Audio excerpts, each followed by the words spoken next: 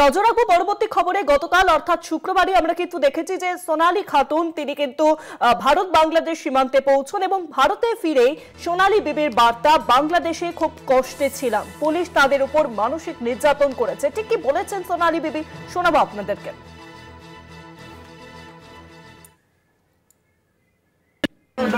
যে আমাদের সিকিউরিটিরা ছিল বাচ্চারা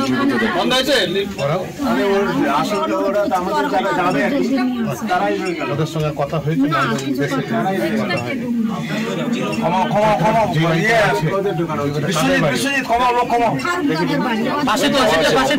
কতদিন থাকতে হবে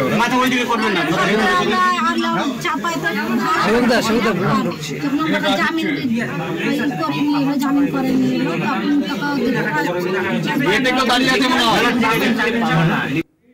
ভিন রাজ্যে কাজ করতেন সোনালী বিবি এবং বাংলায় কথা বলার জন্য বাংলাদেশি তকমা দেওয়া হয় তাকে, এবং শুধু তকমা নয়, পুশব্যাক করা হয় তাকে বাংলাদেশে।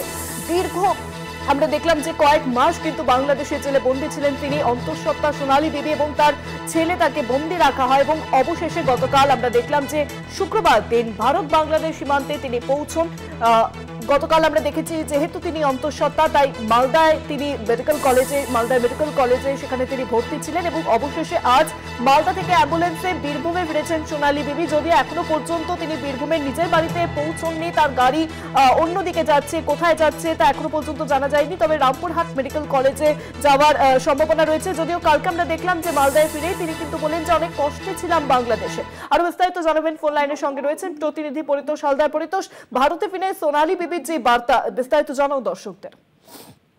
একদমই শুভাঙ্গী, তোমাকে বলে রাখবো এই যে সোনালী বিবি তিনি ইতিমধ্যেই ভারতে ফিরেছেন। গতকাল রাতে আমরা দেখেছি মহদীপুর সীমান্ত হয়ে মালদায় প্রবেশ করেছেন এবং তারপর তিনি মালদা মেডিকেল কলেজ হাসপাতালে চিকিৎসা দিচ্ছিলেন।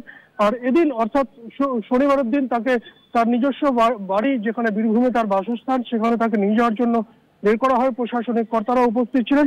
এই পরিস্থিতিতে সোনালী বিবি সংবাদ মাধ্যমের মুখোমুখি হয়ে তিনি যেটা জানাচ্ছেন, সেই বাংলাদেশে যাওয়ার পর থেকে তিনি অনেকটাই সমস্যার মধ্যে ছিলেন, যেখানে আইনি জটিলতা এবং সুপ্রিম কোর্টের নির্দেশ, তারপর যে তিনি ভারতে ফিরতে পেরেছেন তার জন্য রাজ্যের মুখ্যমন্ত্রী, তৃণমূলের সর্বভারতীয় সাধারণ সম্পাদক অভিষেক বন্দ্যোপাধ্যায়কে যেমন ধন্যবাদ জানাচ্ছেন, তার পাশাপাশি প্রশাসনকে ধন্যবাদ জানাচ্ছেন, যেভাবে তাকে ভারতে ফিরিয়ে আনার জন্য সব রকমের পদক্ষেপ নেওয়া হয়েছিল এবং তিনি ভারতে ইতিমধ্যে ফিরতে পেরেছেন এবং তারপর তিনি বাড়ি ফিরছেন। পরিবারের বর্গের সাথেও আমরা কথা বলেছিলাম, পরিবার বর্গ অত্যন্ত খুশি রয়েছে, কারণ দীর্ঘ আইনি জটিলতার মধ্য দিয়ে তিনি দীর্ঘ প্রায় 6 মাস সেখানে বাংলাদেশের মধ্যে ছিলেন। সেখান থেকে তার ভারতে ফিরে আসা এবং তারপর সেখান থেকে তার বাড়ি ফিরে যাওয়া, সবকিছুতে যেভাবে তাকে বাড়ি ফিরিয়ে যেতে যে প্রশাসন একটা তৎপরতা দেখিয়েছে, তার পাশাপাশি গতকাল রাতে যখন তিনি মালদায় ফিরে আসেন, চিকিৎসা হয়, তিনি অন্তঃসত্ত্বা রয়েছে, এই কথাটাও আমাদের দর্শকদের জানা উচিত। তিনি অন্তঃসত্ত্বা, যে কোনো সময় প্রসব হতে পারে এমনটাও জানা যাচ্ছে। সব মিলিয়ে তিনি ভারতে ফিরে অত্যন্ত খুশি, এমনটাই জানাচ্ছে শুভাঙ্গী।